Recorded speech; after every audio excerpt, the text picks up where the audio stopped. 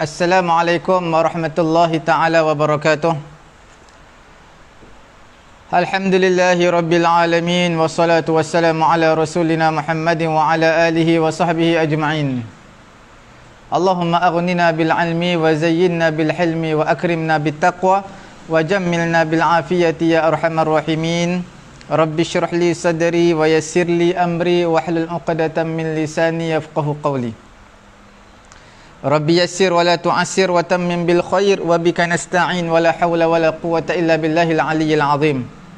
Alhamdulillah, tuan-tuan puan-puan yang dirahmati Allah Subhanahu wa taala, kita berada dalam pengajian kitab Al-Madkhal ila Dirasati Usulul Fiqhil Islami, iaitu Introduction of Usulul Fiqh ataupun asas dalam pengajian Usulul Fiqh. Kita berada pada siri yang ke-17. Tuan-tuan puan-puan yang dirahmati Allah Subhanahu wa taala, kita telah menutup tirai pada 2 hari yang lalu dalam bab Al-Ahkam Syar'iyyah, iaitu adanya di bawah topik yang besar Al-Ahkam Syar'iyyah, hukum hakam syarak. Di bawahnya ada hukum taklifi dan juga hukum wad'i yang kita telah bincang panjang lebar. InsyaAllah pada hari ini kita akan masuk Al-Hakim. Al-Hakim. Al-Hakim iaitu Allah Subhanahu wa ta'ala. Tuan-tuan puan-puan yang dirahmati Allah Subhanahu wa taala, ulama-ulama mereka tidak berselisih faham, mereka tidak berbeza pendapat mengenai dengan musdirul ahkam, musdirul ahkam asy-syar'iyyah. Siapakah yang membuat, siapakah yang mengadakan hukum-hukum syarak ni? Ulama tak berbeza pendapat, semua menyatakan adalah Allah Subhanahu wa taala. Dan tidak ada hakim yang membuat keputusan terhadap hukum syarak melainkan Allah Subhanahu wa taala. Hakim ini di sisi ulama-ulama usul, kalau kita lihat, hakim ini di sisi ulama usul dia adalah Allah Subhanahu wa taala yang mentaarifkan, yang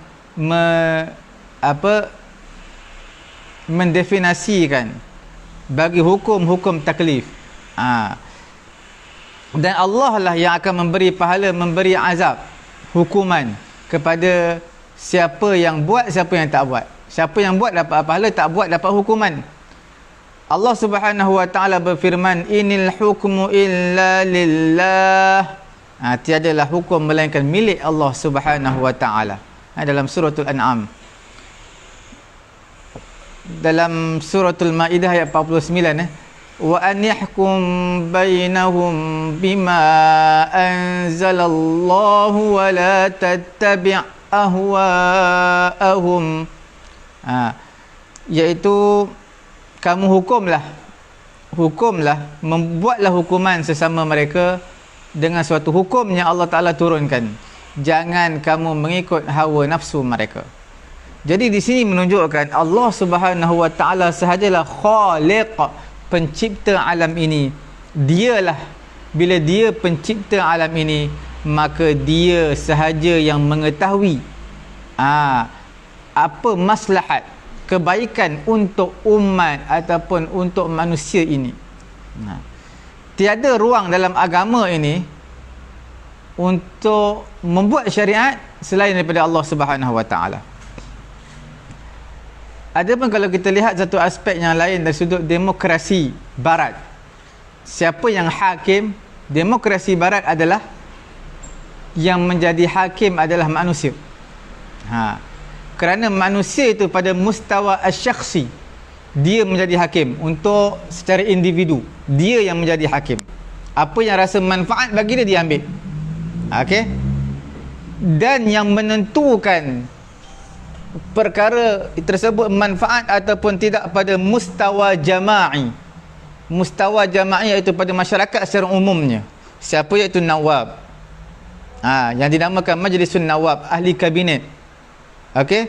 Yang mana dilantik oleh rakyat. Jadi yang membuat hukum, membuat qanun, yang membuat undang-undang adalah manusia. Adalah manusia. Ini mengikut demokrasi barat lah. Sebab itu kalau kita lihat kalimah syari', telah masyhur kalimah syari' dengan musyarri'. Kalau syari' daripada syara'a yashra'u, fa huwa syari'un. Okey. Kalau musyarri' daripada kalimah syara'a yusyarri'u tashri'an. Okey. Fa huwa musyarri'un wa dzaka musyarra'un. Okey, musyarri'. Musyarri' daripada syara'a yusyarri'u. Okey, tuan-tuan yang dimuliakan oleh Allah Subhanahu wa taala, kalau mengikut dari sudut yang saya sebutkan tadi, syari' dengan musyarri', maksudnya apa? Wadhi'ul qanun, yang membuat undang-undang, yang menggubal undang-undang. Syari' dan juga musyarri' dengan makna yang sama, makna yang satu. Ada pun majalisun niyabah, dia kita panggil sebagai al-hayat at-tashri'iyah, yang menggubal juga undang-undang. Cumanya tuan-tuan puan-puan yang dirahmati Allah Subhanahu wa taala, syari' ataupun musdirus syariah ataupun musdirut tashri' ataupun wadhi'us syariah, di sisi mereka, di sisi barat, manusia. Siapa itu syari'? Yang membuat undang-undang? Manusia. Siapa itu musdirut tashri'? Manusia. Siapa itu wadhi'us syariah? Manusia. Makna sama. Syari', wadhi'ut tashri' ataupun musdirut tashri', maknanya sama. Cuma tuan-tuan puan-puan yang dirahmati Allah Subhanahu wa taala, okey, bila satu orang mustawa syakhsi, secara individu, untuk mentahdidkan, menentukan manfaat, diletakkan sebagai wadhi'ut tashri', wadhi', berbentuk masyarakat secara umum, untuk masyarakat yang menggubal undang-undang secara berjemaah, itu dipanggil sebagai al-hayat at-tashri'iyah. Okey, tuan-tuan puan-puan yang dirahmati Allah Subhanahu wa taala, pendek kata, kesimpulan dia apa dia? Syari' di sisi ulama usul dalam masalah hukum hakam hanya sesanya Allah Subhanahu wa taala. Tuan-tuan puan-puan yang dirahmati Allah Subhanahu wa taala, kita lihat perbahasan kita yang lebih panjang, lebih daripada yang kita sebutkan tadi, iaitu ulama-ulama usul, mereka tidak berbeza pendapat dalam musdirul ahkam. Siapa yang mewujudkan hukum hakam dalam Islam, semua berpendapat Allah Subhanahu wa taala. Cuma satu perkara yang tuan-tuan puan-puan perlu tahu, mereka berbeza, ikhtilaf, berbeza pendapat dalam satu masalah, iaitu adakah akal manusia ini adalah kafin li ma'rifatil hukmi syar'i? Adakah akal manusia itu sudah cukup untuk mengetahui hukum syarak? Menggunakan akal itu sendiri sudah cukup untuk mengetahui hukum hakam syarak, tanpa perantaraan daripada Rasul Allah, tanpa perantaraan daripada kitab Allah. Itu ulama berbeza pendapat. Musdirul ahkam tak ada pendapat, tak ada ikhtilaf. Semua yang kata yang mewujudkan hukum Allah Ta'ala, mereka berbeza pendapat mengenai apa? Akal. Adakah akal dah cukup dah? Tak perlu Rasul daripada Allah, tak perlu kitab daripada Allah, akal kita dah cukup, dah boleh faham. Okey. Bila akal dah boleh faham, jadi manusia itu dituntut untuk melakukan kebaikan, meninggalkan keburukan dengan akal yang Allah berikan. Okey. Cuma kita lihat di sini, apa itu al-husnu wal qubhu. Al-husnu makna benda yang baik, perkara yang baik, iaitu akal yang normal, yang sejahtera. Mereka ini akal yang baik, mereka akan terima, akan mengakui keadilan itu adalah satu kebaikan. Sebab apa? Sebab keadilan, adil lawan apa? Zalim. Jadi bila sebut keadilan, maknanya sifat yang sempurna, tak buat zalim, tak buat jahat, tak buat khianat kepada manusia. Ataupun kita kata menyelamatkan orang yang mati lemas. Itu adalah mulaim ma'at tabi'ah al-bashariyah, iaitu kita kata menyelamatkan orang yang nak terkapai-kapai di sungai, lemas. Kita menyelamatkan dia. Tabi'ah al-bashariyah, tabiat fitrah manusia, mereka menganggap benda tu baik. Sesuai dalam fitrah manusia, mereka menganggap benda tu baik. Tak ada yang kata ini tak baik ni, selamatkan orang mati lemas. Jadi kita nak bagi tahu al-husnu, akal dah dapat buat keputusan. Okey. Tidak ada khilaf pada demikian di kalangan ulama. Semuanya menyatakan akal yang sempurna, akal yang normal. Mereka dapat faham adil perkara yang baik, menyelamatkan manusia daripada lemas juga perkara yang baik. Tak ada khilaf, tidak ada perbezaan. Cuma mahallul khilaf, kita nak highlight kan, keadilan dan juga menyelamatkan seorang manusia daripada lemas. Tak ada khilaf di kalangan ulama, itu benda yang baik. Mahallul khilaf, tempat yang menjadi khilaf, perbezaan, titik perbezaan di kalangan ulama. Apa dia? Adakah yatarattab al-husnu wal madhu, adakah akan dapat kebaikan dan juga pujian segera di dunia, ataupun dapat pahala di akhirat nanti? Mana dapat kebaikan tersebut Allah Ta'ala balas di dunia ke, ataupun Allah Ta'ala balas pahala di akhirat nanti? Itu yang kita panggil mahallul khilaf. Okey. Yang kedua, al-qubhu, perkara yang jelek, yang buruk.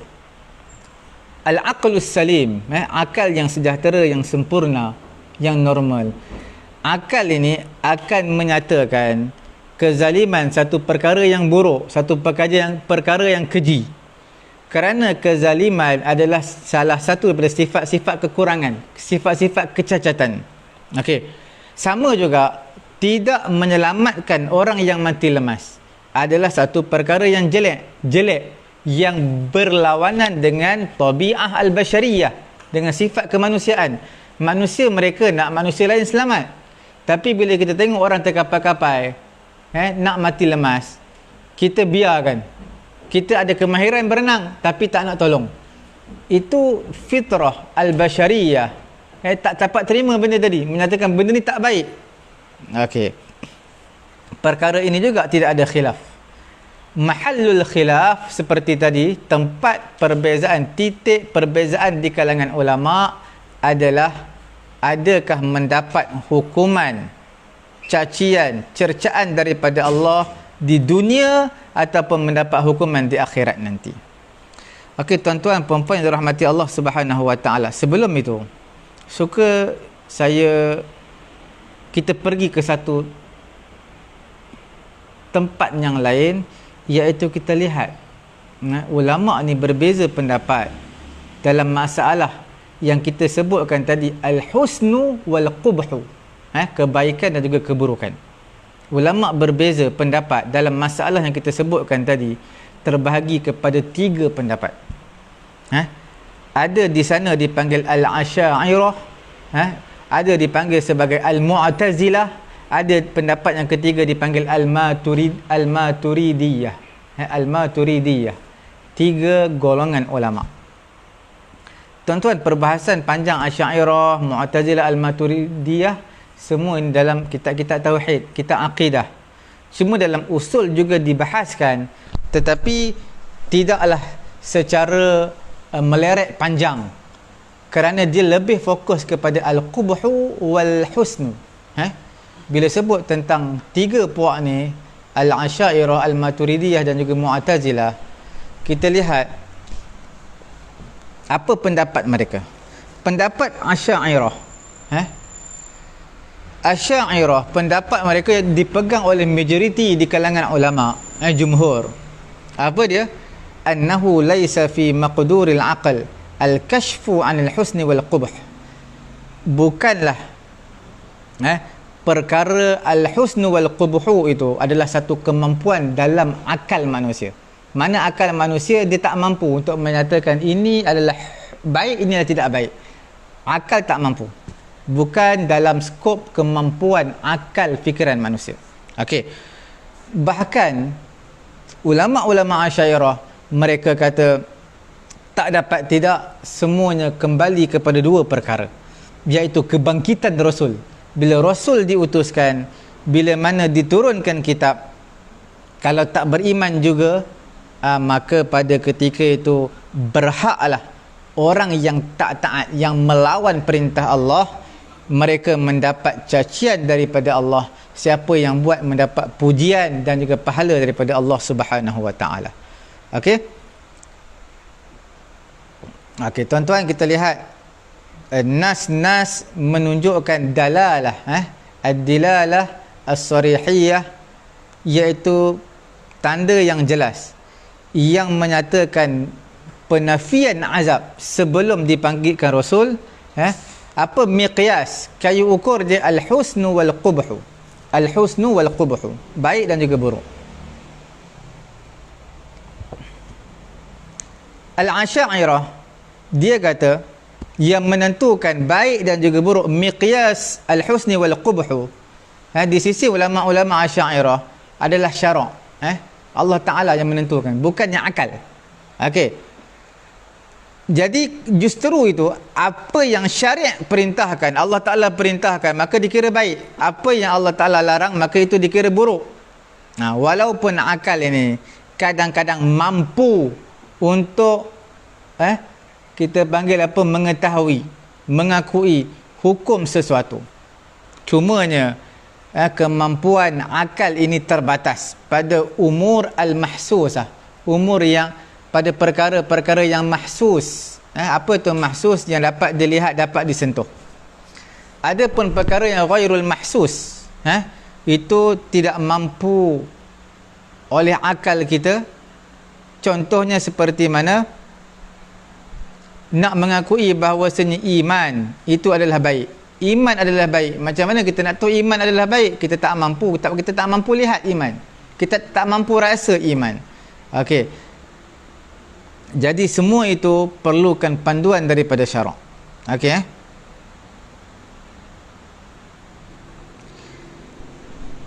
Dan juga iman ini, dengan adanya iman, Allah Ta'ala akan beri pahala kepada manusia. Okey. Dengan kekufuran akan mendapat hukuman daripada Allah, akan mendapat kemurkaan daripada Allah. Jadi siapa yang menentukan itu semua? Syariat Allah Subhanahu wa taala. Okey, tuan-tuan, kita lihat di papan putih seketika untuk kita bawa tarik perbahasan lebih panjang pada pagi yang mulia ini. Okey.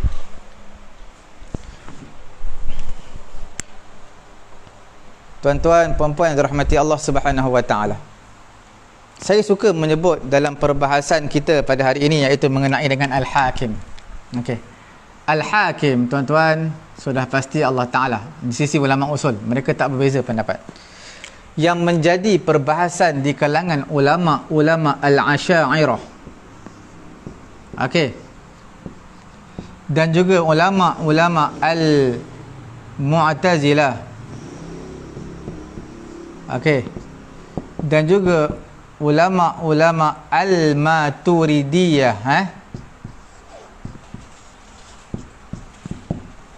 Tuan-tuan lihat, di sini mereka hanyalah berbeza pendapat, menjadi titik ikhtilaf.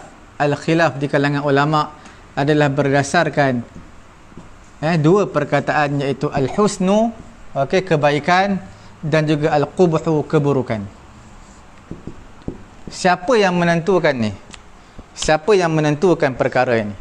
Maka tuan-tuan yang dimulakan oleh Allah Subhanahu wa taala, yang menentukan perkara ini ulama. Ini adalah jumhur di kalangan ulama, majoriti di kalangan ulama. Mereka kata akal tak mampu membuat keputusan untuk menentukan ini baik ataupun tak baik, ini adalah husnun ataupun qubhun. Yang menentukan siapa? Yang menentukan adalah Al-Hakim, iaitu Allah Subhanahu wa taala, syari'. Okey. Dia yang menentukan perkara ni baik ataupun tidak. Sebab apa? Memang kita kata manusia boleh berfikir, boleh tahu benda ni baik ataupun tak baik. Cuma manusia terbatas. Dia hanya tahu benda yang baik ini pada benda-benda yang al-umur al-mahsusah. Benda boleh dilihat oleh panca indera, boleh dirasa, boleh disentuh. Benda yang tak dapat dilihat, tak boleh tahu. Jadi Asy'ariyah kata semuanya, bukan kata al-umur mahsusah saja, al-umur ghairul mahsusah, semuanya adalah serah kepada Allah. Dialah menentukan al-husn wal qubh. Berdasarkan dalil daripada Allah. Allah Subhanahu wa taala menyatakan, "Wa ma kunna mu'adzibina hatta nab'atha rasula." Okey?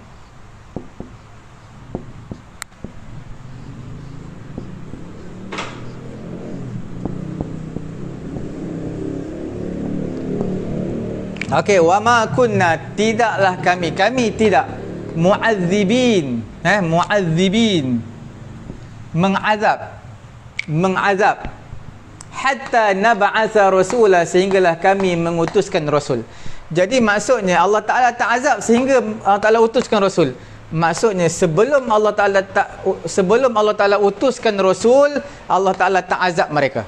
Nampak? Seseorang umat masyarakat dalam kejahilan, dalam kesesatan, selagi mana tidak dihantar da'i, rasul, utusan daripada Allah menyeru kebaikan, mereka tidak diazab oleh Allah. Kerana ini adalah kita panggil ahlul fatrah. Nanti kita akan bincangkan. Ini sebagai dalil yang pertama. Jadi maksudnya apa? Al-husnu wal qubhu adalah kembali kepada syari', iaitu kepada Allah Ta'ala.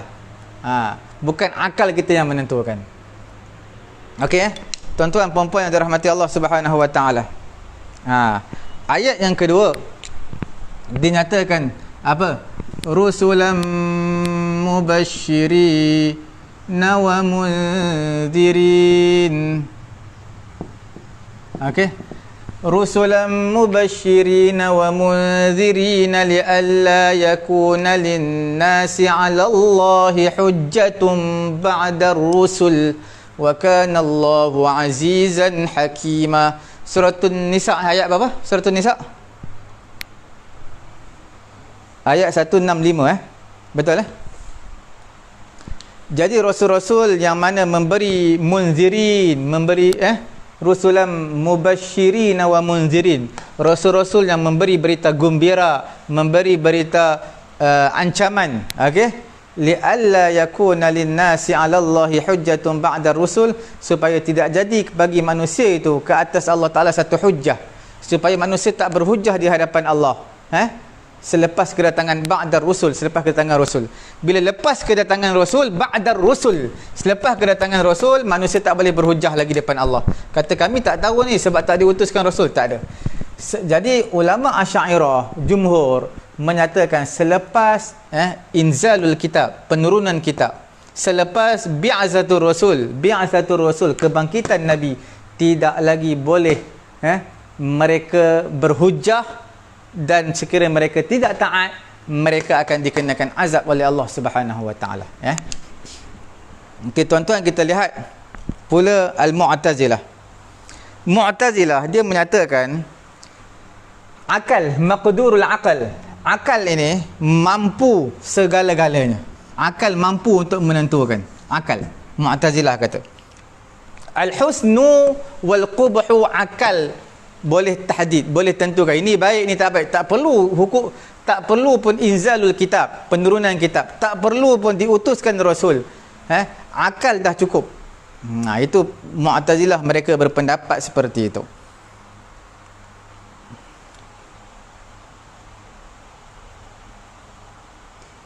Jadi hukum syarak yang datang, yang mana datang sebagai support sajalah, sebagai muakkid, menguatkan, okey, menguatkan hukum akal kita sebelum ini. Contohnya seperti apa? Kita katakan seperti zina. Zina ini adalah perkara yang haram, perkara yang jelek, buruk, merosakkan keturunan. Akal kita dapat terima. Akal yang suci, yang bersih, yang salim, yang sejahtera, yang normal tak dapat terima zina ni perkara baik. Dia termasuk al-qubhu, bukan al-husnu. Bukan benda yang baik tapi benda yang buruk zina ni. Akal kita dapat terima. Walaupun tak turun lagi syariat menyatakan zina ni adalah haram, perkara yang jahat.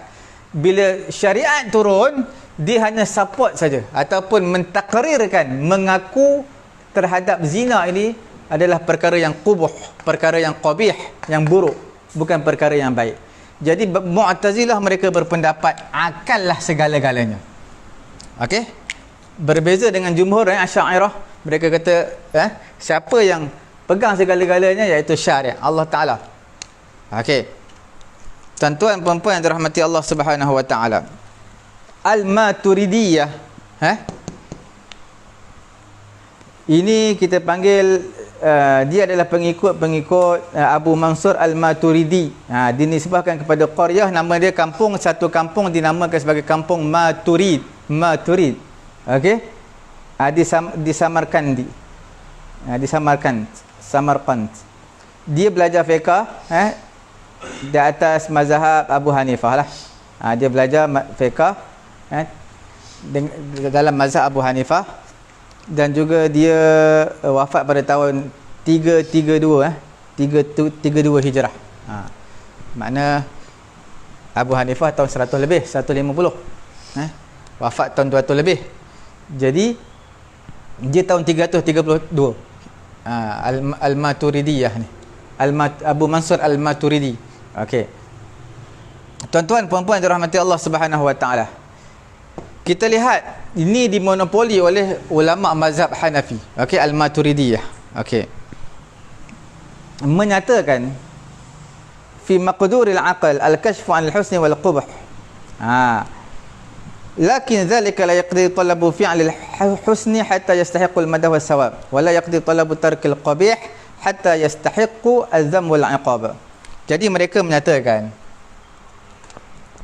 okey, al-husnu okey, wal qubhu, perkara yang baik, perkara yang buruk.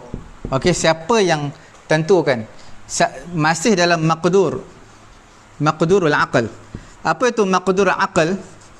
Iaitu dalam kemampuan akal manusia. Mereka boleh faham ini baik, ini buruk. Kemampuan akal manusia dapat tangkap benda ni. Dalam kemampuan manusia.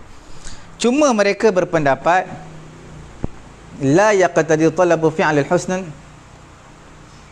tidaklah dituntut untuk buat perkara yang husnun, perkara yang baik, dan tidak lagi dituntut untuk meninggalkan perkara yang jahat sehingga turun hukum daripada syarak. Nampak? Akal boleh tahu ini baik, ini tak baik, tapi tak dituntut lagi. La yaqtadi at-talab, la yaqtadi at-tark. Tidak dituntut untuk buat, tak dituntut untuk tinggalkan, melainkan datang hukum daripada syarak. Okey. Jadi maksudnya mereka ini Al-Maturidiyah, mereka tak menghukum akal semata-mata. Berbeza dengan Mu'tazilah. Mu'tazilah akal semata-mata. Jadi mereka tidaklah mengatakan akal, semata-mata akal. Bahkan mereka juga perlukan sokongan daripada syarak. Syarak yang menentukan, cuma ini membantu sahaja. Okey. Seolah-olah pendapat ini kita menyatakan di tengah-tengah di antara Asy'ariyah dan juga Mu'tazilah. Di tengah-tengah. Seperti mana tuan-tuan lihat, semuanya Al-Asy'ariyah mereka berpendapat al-husn wal qubh semua Allah Taala, daripada syariat. Al-Maturidiyah mereka kata akal boleh faham, mampu untuk tahu ini baik dan jahat, cumanya tidak ada iqtida, tidak ada tuntutan untuk buat perkara baik, tidak ada tuntutan untuk tinggal perkara yang tak baik, melainkan kena datang juga hukum daripada syarak. Jadi seolah-olah Al-Maturidiyah ini berada di tengah-tengah di antara Asy'ariyah, Mu'tazilah. Dia berada di tengah-tengah. Okey? Maka muncullah daripada khilaf masalah ini perbezaan mereka pada hukum ahlul fitrah berdasarkan al-husnu wal qubhu. Kemudian tiga perbahasan ini, maka lahirlah ikhtilaf di kalangan ulama bagaimanakah hukum ahlul fatrah. Ahlul apa? Ahlul fatrah. Ahlul fatrah ni apa? Umat masyarakat sebelum diutuskan Nabi. Bila mana satu Nabi dah wafat, sebelum muncul Nabi kebangkitan bi'asah Nabi yang baru, di tengah-tengah ni umat masih lagi meraba-raba kebaikan kejahatan yang mana satu. Jadi di tengah-tengah itu dipanggil ahlul fatrah. Berdasarkan perbincangan al-husn wal qubhu ini semua ini, maka lahirlah khilaf, perbahasan di kalangan ulama, perbezaan pendapat mengenai dengan ahlul fatrah. Okey. Seperti itu juga bukan kata setakat ahlul fatrah, orang yang tak sampai dakwah kepadanya, orang yang dakwah tak sampai kepada dia. Dia duduk kat mana? Dekat puncak gunung. Siapa nak pergi dakwah dia? Orang sampai ke situ pun tak pernah sampai orang dekat situ, ataupun duduk dalam hutan. Orang pun tak berani masuk dalam hutan tu sebab singa dengan harimau je ada. Jadi dia duduk di situ bersama, berkawan dengan harimau dan juga singa. Jadi dakwah tak sampai kepada mereka. Itu juga termasuk dalam golongan, dia bukan ahlul fatrah tapi hukumnya seperti ahlul fatrah. Dia bukan ahlul fatrah, hukumnya seperti ahlul fatrah. Okey. Maka di sini tuan-tuan puan-puan yang dirahmati Allah Subhanahu wa taala. Okey. Okey, kita lihat berdasarkan ahlul fatrah dan juga orang yang seumpama dengan dia, berdasarkan tiga mazhab ini, maka lahirlah perbezaan pendapat di kalangan ulama, iaitu Mu'tazilah menyatakan apa? Iaitu ahlul fatrah ataupun orang yang dakwah agama tak sampai kat dia, mereka ini tetap dituntut, dimukallafkan untuk membuat perkara yang baik dan meninggalkan perkara yang jahat. Bila dia buat perkara baik, dapat pahala. Buat perkara yang tak baik, dapat dosa, dapat hukuman daripada Allah. Walaupun dia Rasul tak datang lagi, walaupun kitab tak turun lagi, hukum tak turun lagi, sebab mereka ini adalah ahlul fatrah ataupun orang yang seumpama dengannya, mengikut pendapat Mu'tazilah, itulah yang berlaku. Buat baik dapat pahala, buat tak baik dapat dosa. Okey. Asy'ariyah pula, pendapat jumhur, majoriti di kalangan ulama, ahlul fatrah dan juga orang yang seumpamanya, orang yang duduk di dalam hutan, di puncak bukit, mereka ini yang agama tak sampai kepada mereka, mereka tidak dimukallafkan, tidak ditaklifkan, tidak dituntut untuk buat apa-apa. Apa yang akal rasa benda tu baik, akal rasa benda tu tak baik, wala yusabu wala yuqa' wala yu'aqabu mutlaqan, tidak dikenakan hukuman di atas buat perkara yang jahat, tidak diberikan pahala kepada buat kebaikan. Sebab apa? Sebab pada ketika itu menggunakan akal semata-mata, hukum tak turun lagi. Berbeza dengan Mu'tazilah, mereka kata hukum tak turun pun tak apa, akal Allah Ta'ala beri kepada kamu, kamu gunakan akal, buat perkara baik dapat pahala, perkara jahat tak dapat dapat dosa. Itu Mu'tazilah. Manakala Al-Maturidiyah, dia kata ahlul fatrah, mereka ini adalah tidak, mereka ini siapa? Mereka ini adalah mereka ini orang yang tidak dimukallafkan, tidak ditaklifkan, tidak dituntut untuk membuat apa-apa perbuatan yang akal mereka anggap baik, yang mana akal mereka anggap buruk, mereka tinggalkan. Tak diberikan apa-apa pahala dan juga dosa selagi mana ada qaid tu, selagi mana mereka tidak menyembah berhala. Nampak bahkan mereka beriman kepada Allah yang Maha Esa. Jadi Mu'tazilah mereka mengistisnakan, mereka istisnakan apa? Beriman kepada Allah. Kerana ahlul fatrah di sisi mereka wajib kepada mereka beriman kepada Allah. Sebab apa? Sebab akal mereka dapat tahu, walaupun dakwah tak sampai kepada mereka, agama tak sampai. Mu'tazilah kata agama tak sampai, tapi tak apa, kamu ada akal, kamu tengok agama ni bagus ni, baik, mesti kamu akan ikut. Maturidiyah kata tidak. Maturidiyah, jadi tuan-tuan kita lihat di papan putih. Jadi di sini kita lihat apa yang berlaku. Kita dapat faham Mu'tazilah menggunakan akal semata-mata. Walaupun tak kiralah beriman kepada Allah ataupun tidak, perkara baik, perkara jahat, dia guna akal. Dapat pahala dan juga dapat dosa. Dapat pahala buat baik, dapat dosa dapat buat benda tak baik. Asy'ariyah secara mutlaqan. Apa mutlaqan? Tak diberi pahala, tak diberi dosa terhadap apa-apa yang mereka buat. Al-Maturidiyah, mereka kata sama macam Asy'ariyah, cuma mereka tak kata secara mutlaqan, tapi ada qaidnya di sini, iaitu madama, selagi mana mereka la ya'budunal asnam. Okey, mereka tidak menyembah berhala. Mereka tidak menyembah selain daripada Allah Subhanahu Wa Taala. Jadi selagi mana mereka buat perkara qubuh, mereka tinggalkan perkara yang baik, tetap tidak diberi pahala, tidak diberi dosa, dengan syarat mereka tidak menyembah selain daripada Allah Subhanahu Wa Taala. Nampak Itu mahallul khilaf, tempat perbezaan pendapat di kalangan mereka. Okey.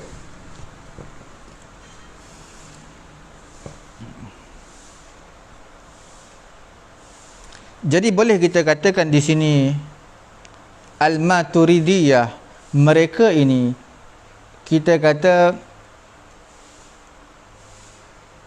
dalam masalah furu' syariah tidak diberi pahala dan juga tidak diberi dosa, tetapi usul syariah mereka menitik beratkan, berbeza dengan Al-Asy'ariyah. Okey,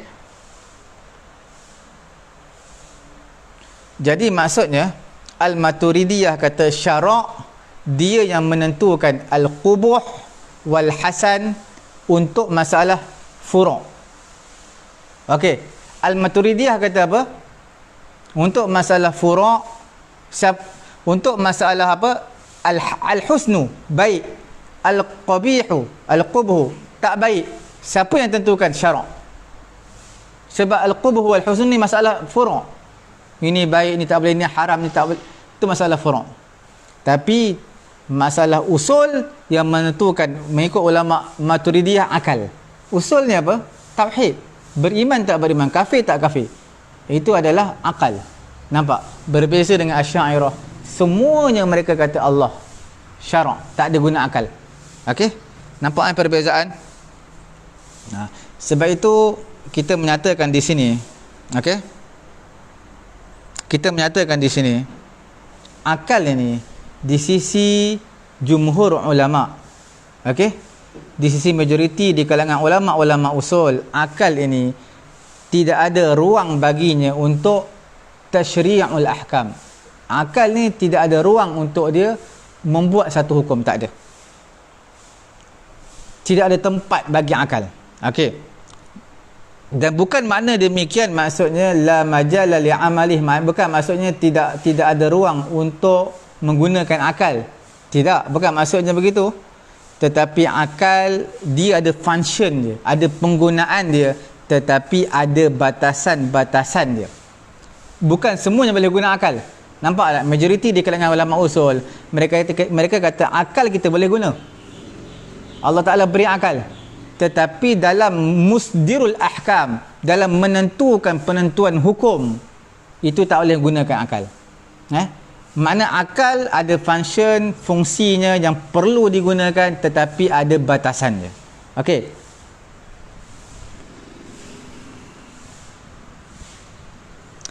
Kerana akal ni dia mampu tau untuk mendapatkan sesuatu maklumat, benda ini baik, benda ini tak baik. Okey. Tetapi lamma kanat takalif al-islamiyah, tetapi bila mana sesuatu taklif, sesuatu tanggungjawab islamiyah, kita panggil at-takalif al-islamiyah, tanggungjawab yang dimukallafkan kepada seseorang manusia yang berkaitan pahala, berkaitan dosa, itu akal tak boleh buat. Itu Allah Ta'ala. Okey Okey. Kemudian kita lihat sesungguhnya telah melalui Syiah telah melalui satu jalan Syiah Ja'fariyah. Syiah Ja'fariyah ataupun dipanggil Syiah Imamiyah, samalah. Syiah Ja'fariyah itu Syiah Imamiyah. Okey. Dia melalui jalan manhaj Mu'tazilah dalam bab akidah. Kita lihat dalam bab akidah, manhaj Syiah Ja'fariyah ataupun Imamiyah tadi sama dengan Mu'tazilah. Dari segi akidah dia sama. Syiah Ja'fariyah macam mana yang sama tu? Mereka menjadikan akal adalah musdir fiqhiyan, adalah boleh untuk menentukan hukum fiqh. Akal, mereka letak akal boleh mengenai suatu masalah yang tidak ada nas teks daripada kitab Quran ataupun hadis Nabi, mereka gunakan akal. Jadi Syiah Ja'fariyah ataupun Imamiyah sama dengan Mu'tazilah. Apa dia? Quran, hadis, akal. Quran, hadis, akal. Dan mereka letakkan akal ini setaraf dengan Quran juga, dengan hadis. Sebab mereka kata musdir, yang menentukan suatu hukum. Cumanya mereka menyatakan dalam masalah fiqh yang Quran tak ada, hadis tak ada, ikut akal je. Okey? Itu yang baiknya sikit di situ. Tak ada Quran, tak ada hadis yang menyatakan perkara tadi, maka ikut akal. Okey. Lianna syari' qad azana lin-nas al-akhz bima yushir ilaihi al-aql. Syari' kerana syari' memberi keizinan kepada manusia berpegang dengan apa yang akal mengisyaratkan kepada manusia. Itu dalil mereka. Adapun majoriti jumhur di kalangan ulama-ulama usul, mereka tak jadikan akal sebagai hakim menentukan suatu hukum. Okey?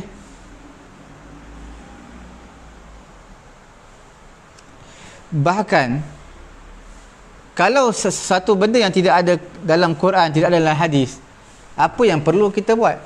Itu menjadi masalah. Tuan-tuan, dalam Syiah, Ja'fariyah, Imamiyah dan juga Mu'tazilah, Quran tak ada, hadis tak ada, guna apa? Guna akal lah. Tapi kita, bila Quran tak ada, bila mana hadis tak ada, adakah kita boleh terus menggunakan akal? Tidak. Tidak boleh menggunakan akal dalam sesuatu hukum.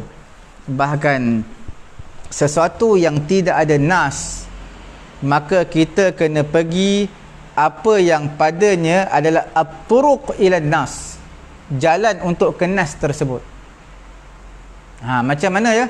Sebab itu setiap mazhab dia ada, kita panggil usulnya, dipanggil Al-Quran, hadis, qiyas, ijma', qiyas, ada istihsan, ada masalih mursalah, ada sadduz zara'i', ada apa lagi, macam-macam ada, istishab dan sebagainya. Kita menggunakan step by step tu. Okey, nanti kita akan bincang di akhir-akhir nanti insya-Allah taala. Okey.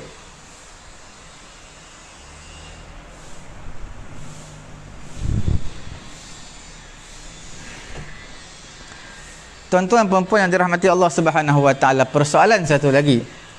Adakah kita boleh mengatakan Rasul adalah hakim ataupun tidak, sebagai menentukan hukum ataupun tidak? Jadi di sini tuan-tuan puan-puan dirahmati Allah Subhanahu wa taala, Rasul ini, okey, kita terima setiap perkataan Nabi, setiap perbuatan Nabi, setiap takrir apa yang Nabi mengiyakannya, itu adalah mukhbir anillahi subhanahu wa ta'ala. Dia adalah memberitahu daripada Allah. Perbuatan Nabi, percakapan Nabi semua daripada Allah. Sehingga Nabi ini dikatakan dia naqil, menukilkan perintah Allah dan juga menukilkan apa yang Allah Ta'ala larang. Tetapi harus diingat, Nabi SAW bukanlah sebagai syari' ataupun hakim. Sebab syari' hanyalah Allah Subhanahu wa taala, isim fa'il daripada syara', yang mensyariatkan adalah Allah Taala. Sebab apa? Dalilnya kita lihat dalam surah Al-Imran ayat yang ke berapa? Surah Al-Imran 20 fa innama 'alaikal balagh, hanya sahaja ke atas kamu wahai Muhammad al-balagh, menyampaikan, bukan menentukan hukum. Fadzakir, kamu berilah peringatan. Innama anta muzakkir, hanya saja kamu pemberi peringatan je, bukan penentukan hukum. Lasta alaihi bimusaytir, kamu bukanlah ada kuasa ke atas mereka. Imam Al-Ghazali menyatakan dalam kitab Mustasfa, kitab Usulul Fiqh Imam Al-Ghazali, antara kitab qadim, apa dia? I'lam,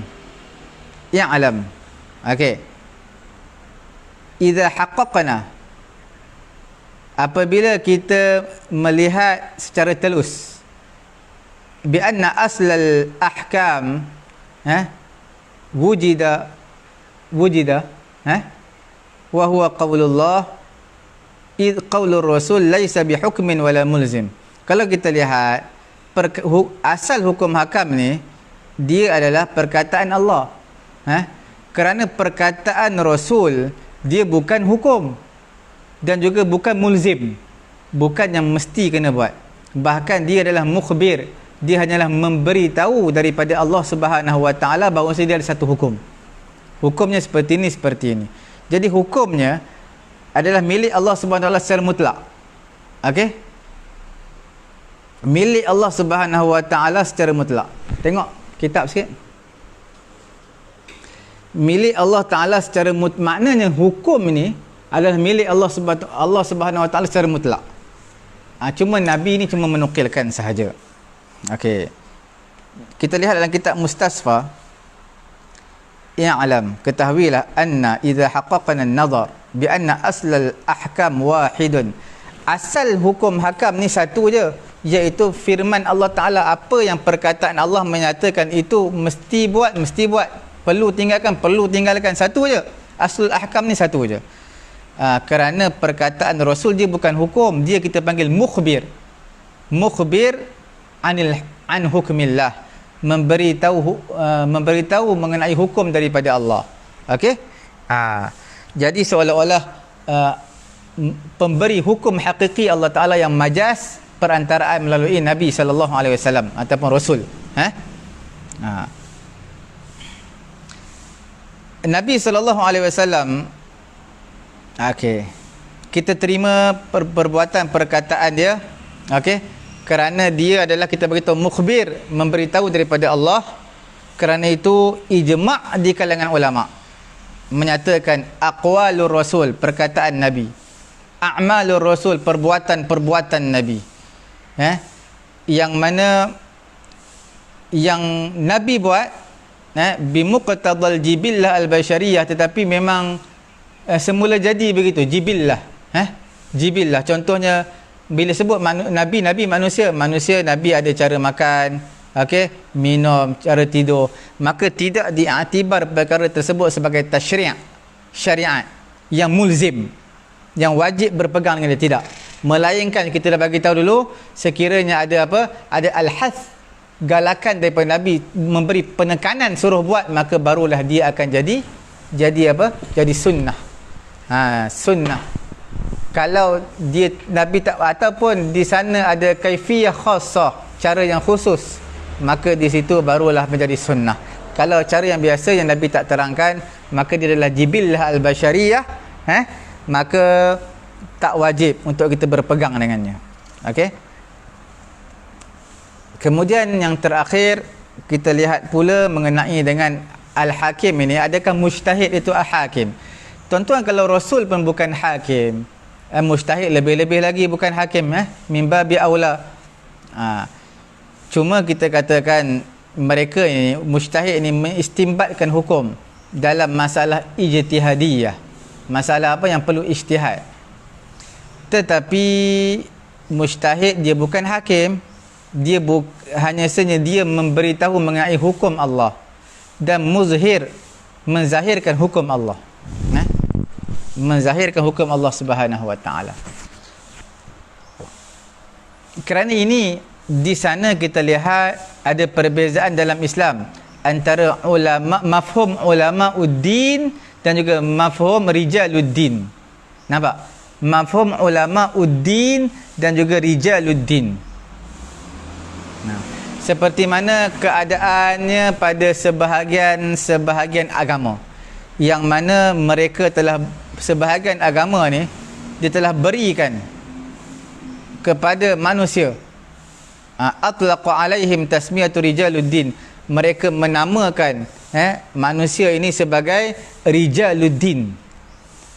Rijaluddin iaitu orang-orang agama, yang mana mereka ni berhak untuk tasyri', yang menyatakan ini halal, ini haram, bukan daripada Allah, mereka sendiri yang adakan rijaluddin. Maka Allah Subhanahu wa taala dalam Islam, Allah tak berikan kepada seorang pun di kalangan manusia daripada makhluknya haqqut tasyri', hak untuk menentukan persyaratan halal ataupun haram, semua daripada Allah. Cuma Rasul ni tabligh, menyampaikan sahaja. Mujtahid pula adalah mukhbir, menzahirkan, menyatakan hukum hakam yang Nabi bawa datang. Seperti itu juga fuqaha dan juga ulama-ulama. Tuan-tuan, kita masuk sikit je mengenai dengan Al-Hakim dah habis, kita masuk mahkum fih. Okey, boleh ambil kitab boleh, Al-Mahkum fih. Tuan-tuan lihat, Al-Mahkum fih ni yang dimaksud dengan Al-Mahkum tadi, Al-Hakim ni Al-Mahkum fih.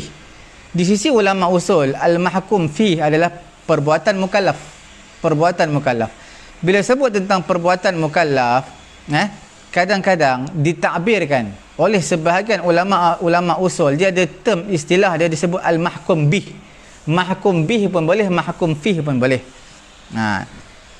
Okey, apa dia tu? Nak menyatakan perbuatan mukallaf yang mana berkait rapat dengan khitabus syara', dengan perintah Allah Subhanahu wa taala. Okey,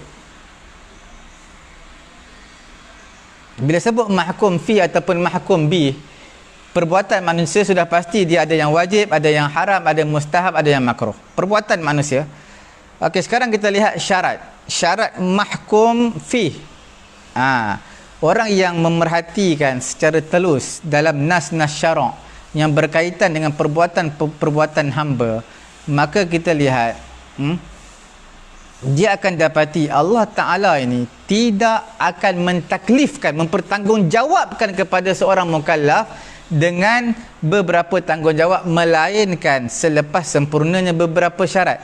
Mana Allah Ta'ala bukan suruh buat mesti kena buat. Tak, Allah Ta'ala bila suruh buat tu, kita lihat di sana ada beberapa syarat yang berkaitan dengan perbuatan manusia. Perkara yang pertama, antara an yakunal fi'li ma'lum, jadilah fi'il itu ma'luman, diketahui bagi mukallaf dengan ilman tamman, ilmu yang sempurna. Kerana itu dalam kaedah sebut la taklifa illa bi ma'lumin. La taklifa, tidak ada taklif di pertanggungjawaban kepada seorang mukallaf illa bi ma'lum, melainkan dia kena tahu dulu. Dalil-dalil yang menunjukkan ke atas perkara ini tak ada tanggungjawab melainkan kena tahu dulu, iaitu daripada mangqul, daripada teks Quran dan juga hadis. Apa dia? Allah Ta'ala kata yang kita bacakan tadi, wa ma kunna mu'adzibina hatta nab'atha rasula. Allah Ta'ala tak mengazab sehinggalah Allah Ta'ala utuskan Rasul. Siapa Rasul? Allah Ta'ala mengutuskan Rasul. Jadi seolah-olah bila utuskan Rasul baru tahu, baru maklum. Tak utuskan Rasul tak maklum, tak tahu. Jadi di sini syariat tidak mentaklifkan seorang mukallaf dengan taklif, melainkan selepas menerangkan terlebih dahulu, bayan, ataupun dengan cara membangkitkan Rasul. Perkara yang kedua adalah ma'qul. Ma'qul ni apa, tuan-tuan? Ma'qul ni maksud al-maqsud min at-taklif. Maksud dari ma'qul ni logik, iaitu maksud daripada taklif ni mula-mula adalah seorang mukallaf menunaikan perbuatan yang ditaklifkan, yang dipertanggungjawabkan kepadanya dengan cara tuntutan daripada Allah, dengan cara yang bagaimana Allah Ta'ala nak. Tidak dapat direalisasikan tuntutan tersebut dengan cara yang betul, melainkan dia kena ada knowledge, ilmu yang tam, dengan suatu perkara, ilmu yang berkaitan dengan tuntutan tadi. Maka tidak jadilah taklif dengan satu ibadat daripada ibadat-ibadat, melainkan selepas sempurnanya. Di sana ada rukunnya, di sana ada syaratnya, di sana ada cara kaifiat untuk menunaikannya. Bila ada saja rukun dan juga syarat, barulah sah ibadat tersebut. Tak cukup dengan tahu.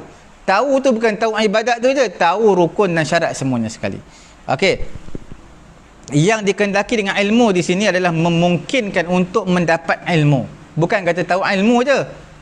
Memungkinkan untuk mendapatkan ilmu. Contoh, siapa yang duduk di negara Islam mungkin untuk dia dapat baca, dapat ilmu, okey. Kemudian dia boleh tanya di kalangan ustaz-ustaz, ulama-ulama, wala yaqbal al-i'tizar. Dia tak boleh duduk dekat negara Islam dia tak tahu. Oh, zina tu haram, tak tahu, tak boleh. Okey. Oh, sembahyang tu wajib, dia tak tahu, tak boleh. Kerana itu ulama-ulama fiqh menyatakan satu kaedah yang penting, la yaqbal fi daril Islam uzrun, uzrul jahli bil hukmi syar'i. La yaqbalu fi daril Islam, tidak dapat diterima di negara Islam, orang yang berada di negara Islam, uzrul jahli, keuzuran jahil, tak tahu, bil hukmi syar'i, dengan hukum syarak. Contohnya, siapa yang berzina kemudian dia kata saya tak tahu zina tu haram, itu dipanggil uzrul jahli, itu tidak diterima. Sebab apa? Sebab dia berada di negara Islam, bukan duduk dekat dalam hutan. Bahkan dia dianggap sebagai berdosa dan dikenakan hukuman hudud. Okey, tuan-tuan dan puan-puan dirahmati Allah Subhanahu Wa Taala, masa amat mencemburui kita. Cukup sekadar itu untuk pengajian kita pada hari ini. Esok kita sambung yang kedua, iaitu mengenai dengan kaitan apa hukum syarak, hukum taklif yang Allah Ta'ala berikan kepada manusia. Dengan perbuatan manusia itu ada beberapa syarat dia. Allah Ta'ala tak suruh buat dia, bahkan dah cukup syarat yang pertama mesti dia kena tahu, dan yang kedua adalah maqdur, dalam skop kemampuan manusia itu sendiri. Cukup sekali itu tuan-tuan perempuan dirahmati Allah Subhanahu Wa Taala. Jangan lupa tekan butang share untuk pengajian kita pada pagi yang mulia ini. Okey, dalam pengajian asal usulul fiqh. Dan jangan lupa tuan-tuan yang terlepas melayari menuntut kita punya siaran langsung pada pagi yang mulia ini, ataupun siaran-siaran yang lalu, boleh terus layari page Facebook kita Pusat Tahfiz At-Taqwa, boleh layari YouTube kami Pusat Ilmu At-Taqwa. Di sana ada playlist yang admin sediakan. Cukup sekali itu tuan-tuan, tutup majlis kita dengan tasbih kafarah. Subhanallahumma wa bihamdihi, subhanakallahumma wa bihamdika, asyhadu an la ilaha illa anta, astaghfiruka wa atubu ilaik.